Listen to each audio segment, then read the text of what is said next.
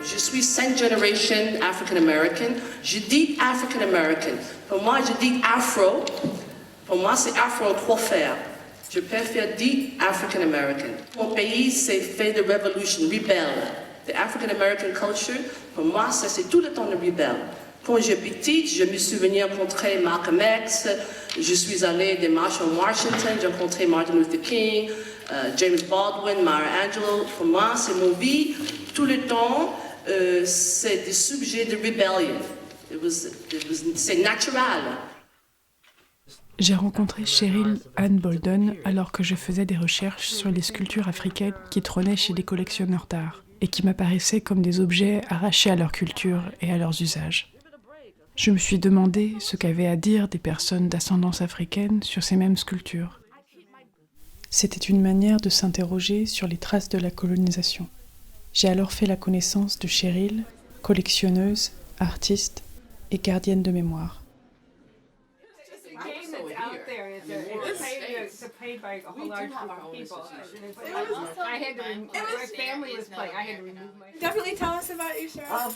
Oh goodness. I'm born in Newark, New Jersey, brought up in Newark and New York and Harlem, and blessed enough to travel. I traveled a lot. I've been in Paris since, 97? Wow. Went to Alaska to work for Campfire Girls in 78. With the idea of going to China. China was closed at the time. It was closed to Americans at the time, at least to Black Americans. And so went to Alaska and worked with the Aleuts in a little place called St. Paul Island, which is in the Bering Sea. And so that was my introduction to indigenous people, and they wanted me to talk about Black history. They saw African American history, they saw the movement of African American people as always fighting, revolution, revolution. So it put me in a kind of diplomatic kind of situation. So when I went back to the States, I became interested in slavery from a different perspective, not as a victim, that I had to take it on as my ancestry, that just because my ancestors were slaves didn't necessarily mean they were inhuman. So I had to renegotiate. Then I moved south to Virginia and started to work at Monticello in Ashland, James Monroe's house, as a guide. And this is when I had dreads. I had dreads down to here. And so you're trained to talk about the furniture and the paintings, but no one was talking about the slaves. And so I took that on. And that's a whole nother story. But actually got fired because it was kind of a little bit like, you're stepping out of your place. But that's what I felt. And got fired, and my friend said, oh, well, why don't you open a gallery? So I opened Bolden Gallery. I was the first Black woman to have a business in the center of Charlottesville. The gallery was selling African art, I was making jewelry, and people started to give me slave documents. That's how I got the documents. And, for example, so say like this is 1795, and you'll see on the document it says 2 slaves and 2 horses. So when you show that to young people, they're just like amazed. This one, you can pass that around. This one is 1826, and it says 2 Negroes and 5 horses on the same line. So the fact of using Negro, that document there is Black.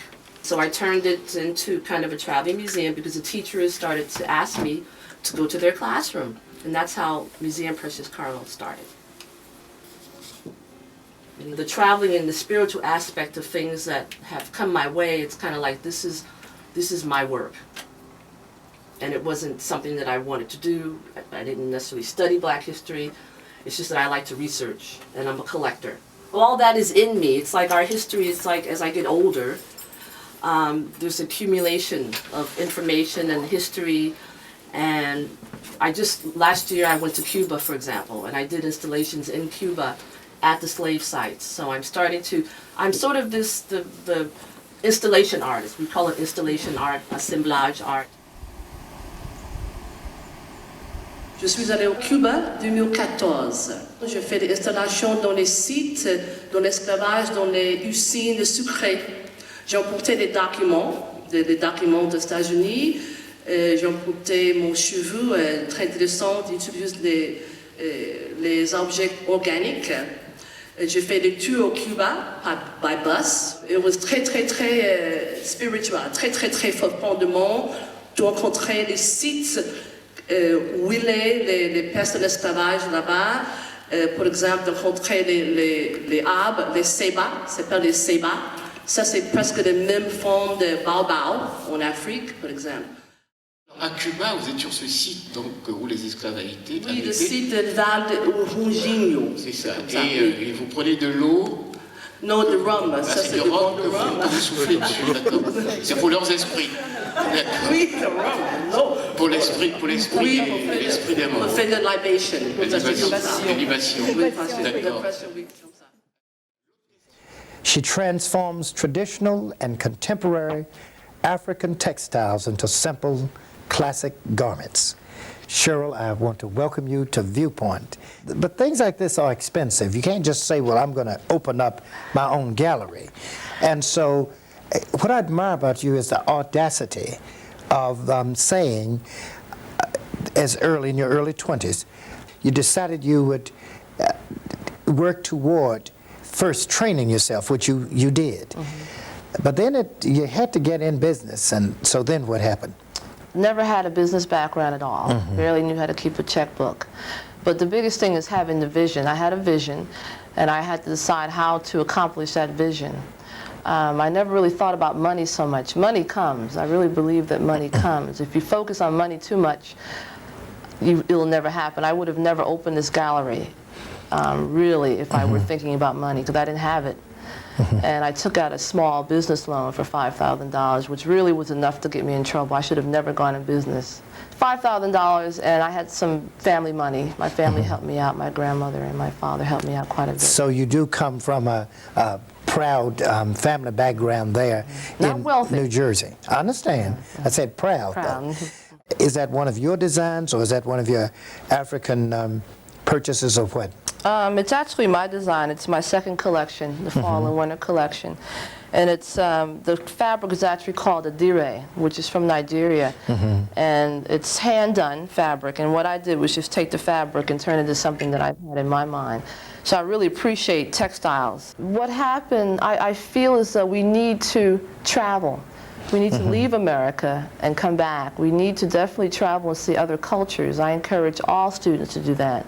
Because once you travel, you open your mind and you learn how to use your education for other means than just for yourself. I think that's very important. And that's very good. One of the things, just to say, like, I met Mara Angelou when I was 18 years old, years ago.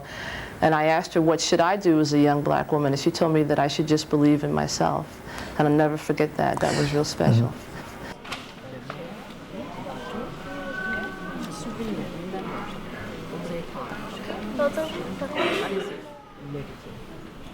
Propaganda.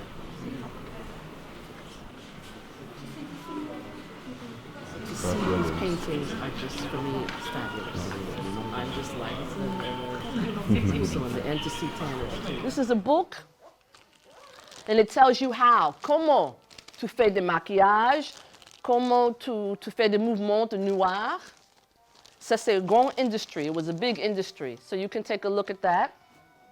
You can open it if you want. It just, you know, you can take that. It shows you how.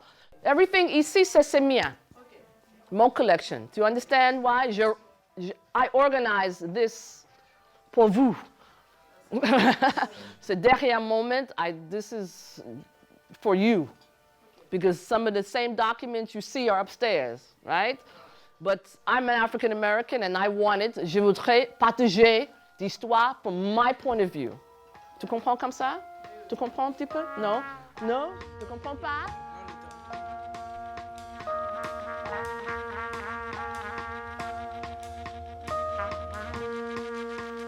L'appartement de Cheryl est comme un temple sacré, un musée privé rempli de spiritualité et de mémoire. Chaque pièce y a sa place dans une grande famille d'objets où le patrimoine personnel se mêle aux politiques et dresse une histoire de la diaspora africaine. Yeah, those trees are huge. Oh, yeah. They look like, some of the trees look like baobab trees in Africa, so I don't have it here, but in some of the photos, there are places where the slaves used to go around the tree and pray.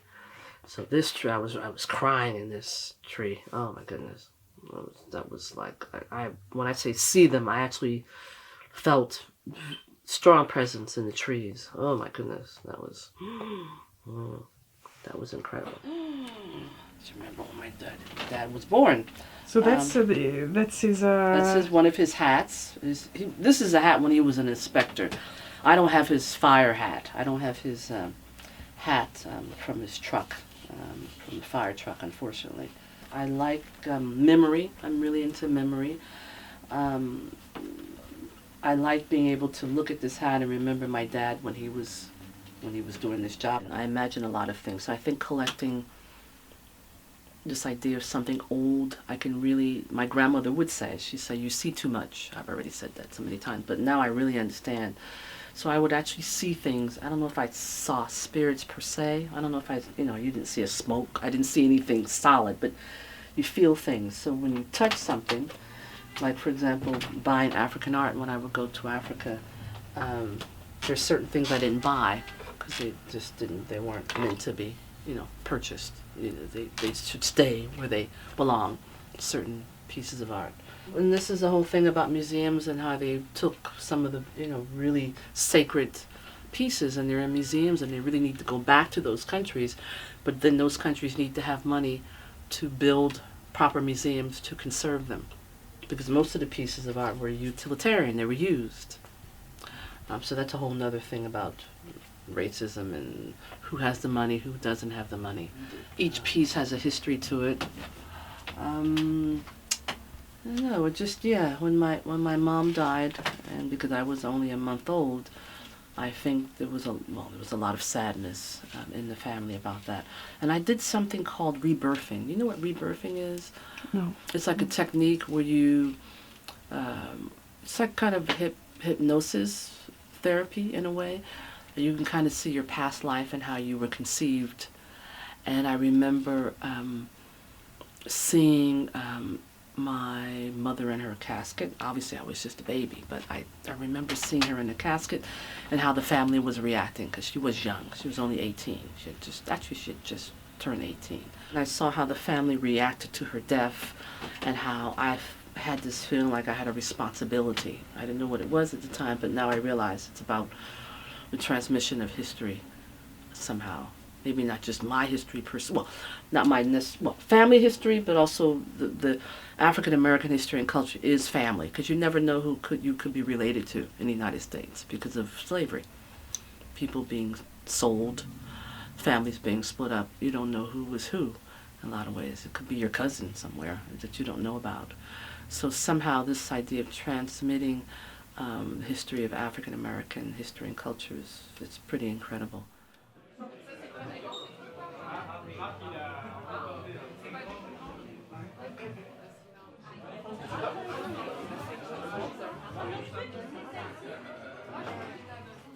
First judge, tu comprends, juristique, voilà. Academy Award winner, tu comprends? Academy pour le cinéma, voilà. First lady, tu comprends? Voilà. C'est quoi, First Lady? La première dame? C'est le premier, c'est le mariage avec Obama. Obama. C'est pour les African American. Les verts pour les terres, les rouges pour le sang, et les noirs pour les...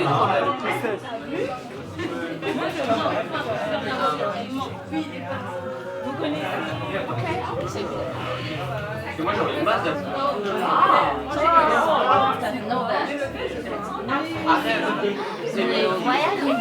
Oui, j'adore voyager. C'est bien, c'est nécessaire pour vos voyages. Hein? Oui, mais ça c'est un autre époque, métal. Avant, oui, avec l'acide. Ah oui. Mais oui, il y a de l'alcool dedans, il y a un truc dedans. Ah bon? Je pensais que c'était moins toxique que... Avant, c'est très toxique. Oui, maintenant c'est mieux. Ah! Ça m'avait peur. Oui, c'est chaud, hein, des grises primaires, femmes noires, millionnaires. Elle a créé des choses pour les cheveux, pour les femmes.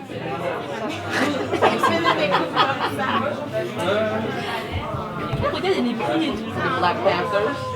quand je suis petite, actuellement, The Black Panthers arrive quand je suis 14-15 ans. Mais j'ai plus jeune. Mais je appreciate The Black Panthers, c'est très bien. Tu fais des bonnes choses aux États-Unis, Black Panthers. Ça, c'est des images, des stéréotypes, c'est violent, c'est pas violent. C'est des polices de violence. Tu comprends? The Black Panthers, how do you say, protection. Vous connaissez Black Lives Matter? Regarde the web series. C'est pas juste pour le noir, pour tout le monde. C'est très bien.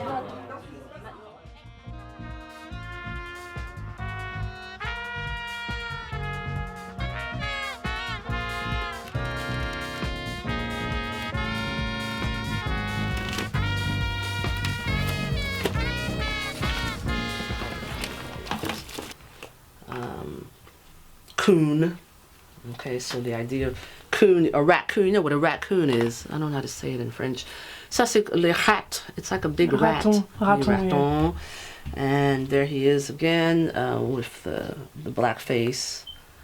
And this is also during the time when they were lynching people, too. So this is like 1901, which was those years were really, really rough.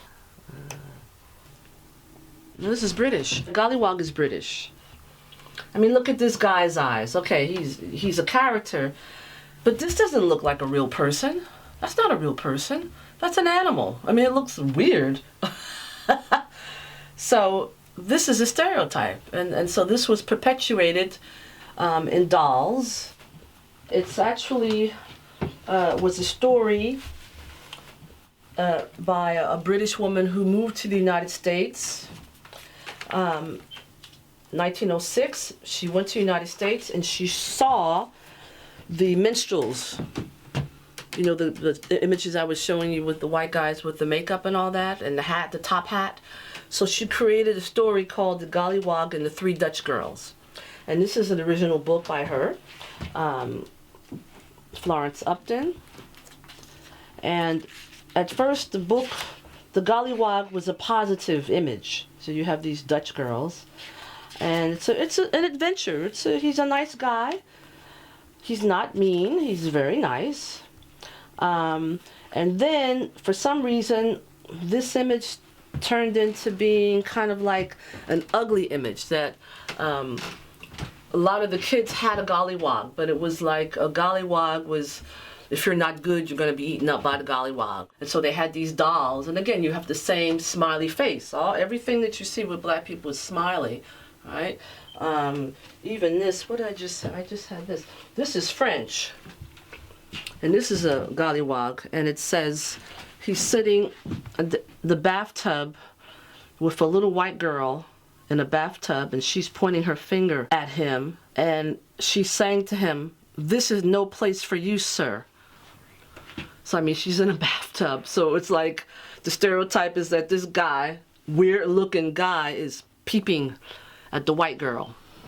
And so there are all those images about black men wanting to have white women, that they chase after them and they rape them, and that's still quite prevalent. There was a story in the United States a few years ago where these group of young black boys were accused of raping a jogger in Central Park, and they went to jail for a long time.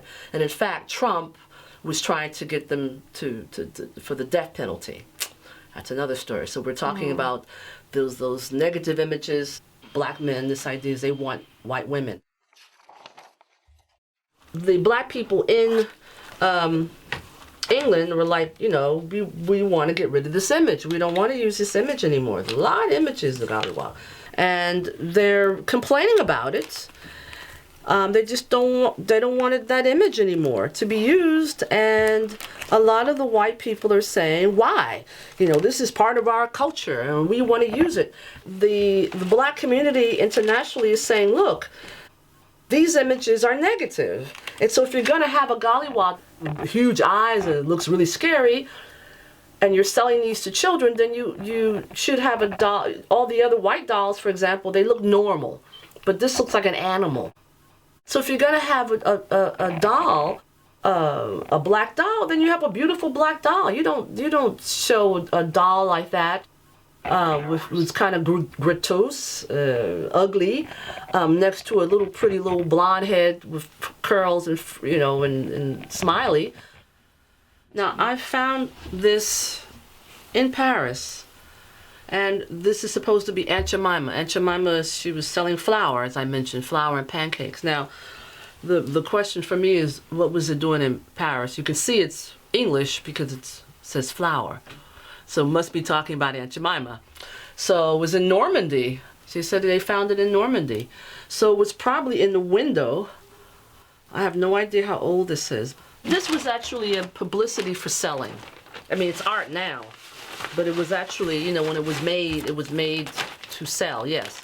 This is French, obviously this is French, banana. Using black people people of color to sell products, right? So you have images related to food, and they're distorted, with their images distorted. Stereotypes are normally negative. When you stereotype someone, okay, it could be positive also, the stereotypes. So I think it's important that the community understands the connections between a stereotype and between what a real person, the real person, for example. This idea of that black people are service, that they were, that the only thing they're good for is serving white people. That's a stereotype. So I think it's important that people understand that this idea that this is all that black people are good for, is serving. And when we do serve, you don't really get a lot, your salary is really low. Being a nunu, there's nothing wrong with that. Femme de ménage, there's nothing wrong with that either. But to make the assumption, for example, before I used to live in the 5e arrondissement, and many people all the time thought I was the nunu of my daughter. My daughter's métisse. Or I've had people, when I'm going into my building, would ask me, can you come and clean my apartment? They make assumptions all the time. The only reason I can think is because of my skin color. So that's a stereotype, that this perception that all black people know how to dance, that we're sexual, that we're just, snapping our fingers and we're happy all the time. Well, we're not. So those kinds of stereotypes, we can use them for ourselves now. I mean, I assume certain things about myself as a black person, but I don't. Example? Well, yes, I like to dance, and I know how to dance. But the idea that because we are always this idea of smiling, pictures of black people always smiling. Those are kind of negative images, and I think that has to change. It's just a game that's out there. As far as popular black artists that you can name, it's not really taught. They go through. Yeah, it's not taught, and that's where we felt like we need to really educate blacks. On our history. There was some type of voodoo exhibit, but there was no voodoo, but it sells better. It sounds better. Yeah. In his describing Black history, he jumped right to, he said Black history, then he said slave history. Mm-hmm. So that's very always. When I'm talking about Museum Precious Carnival, automatically they go right to slavery. Yeah, and I always have to find myself opening up the dialogue, and that slave history interrupt black history. So African Americans that have a bachelor's degree and you don't know what HBCU is. But so there's so much to know. And there's so much to know, but we're constantly pushed to the back. But are we pushed to the back, or is it that?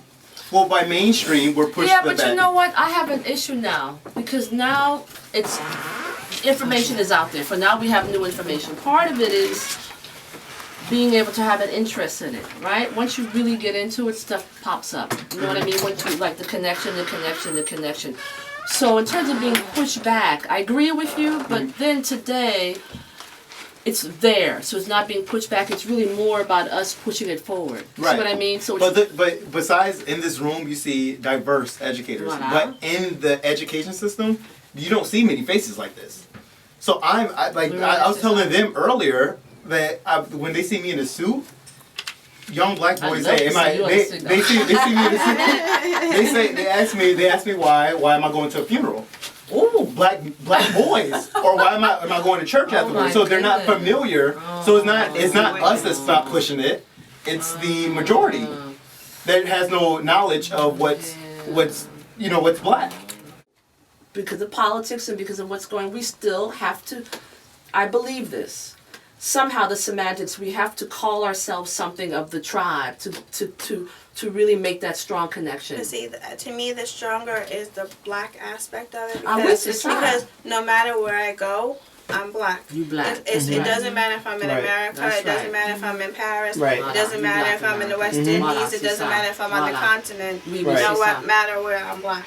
We trace behavior. We trace behavior. And there is genetic memory. But it's like when we established the peace among the Iroquois and the 50 chiefs that were chosen, they continue to choose among the same genetic line. Right. Because we believe that your descendants are a library of your memories and your ancestors' memories. Right. And so when the Europeans hit our shores, like 1,000 years after, we're still choosing chiefs within those genetic lines because those chiefs have all of those memories. They're in your body. Right. Voilà, it's in the body. What feels natural to you? What are the kinds of things that we do naturally? When I first went to Africa in 1984, everybody said, oh, you're not going to like Africa, they're not going to accept you. I didn't need Africans to accept me. I knew I was African, so when I arrived there, I was in a place where I was at home. And so I think we're talking about semantics. This is part of it is politics. Right. For example. La collection de Cheryl ne met pas de verre entre le spectateur et l'objet. Cet espace est propice à faire émerger les paroles, les soupirs et quelquefois pouvoir communiquer avec les âmes des êtres humains mis en esclavage. This is my prized possession.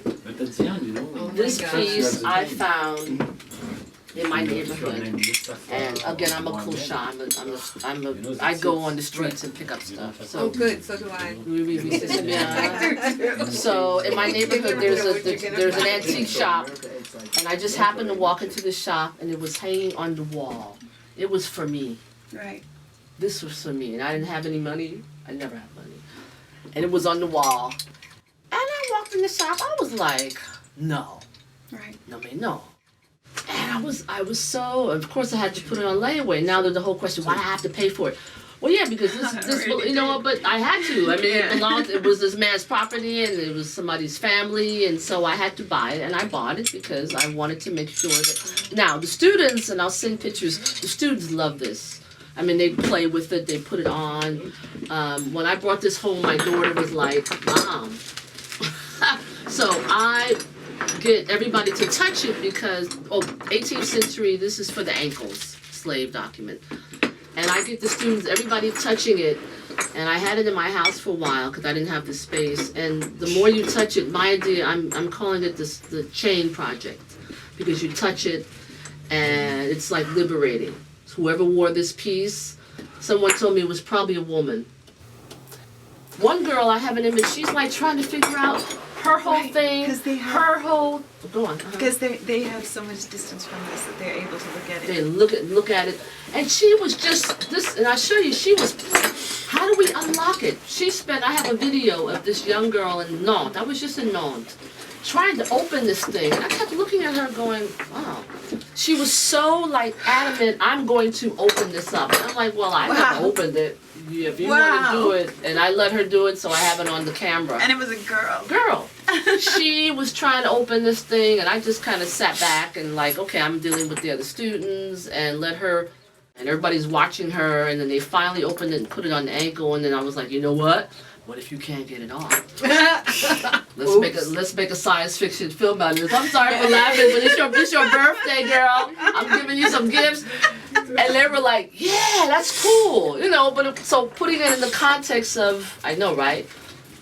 But it's like, whether we accept it or not, we have to be able to put things where they are right now. This idea, where they are right now. A lot of the questions are like, well, why do you have this stuff? How did you get this stuff? And this idea of appreciation of books and text, right? How to collect. So I'm really pushing this idea of collecting and memory and talking to your families and making sure that you record, your family history, even if it's just little stuff, photographs, anything, getting them to just make sure they save the photographs.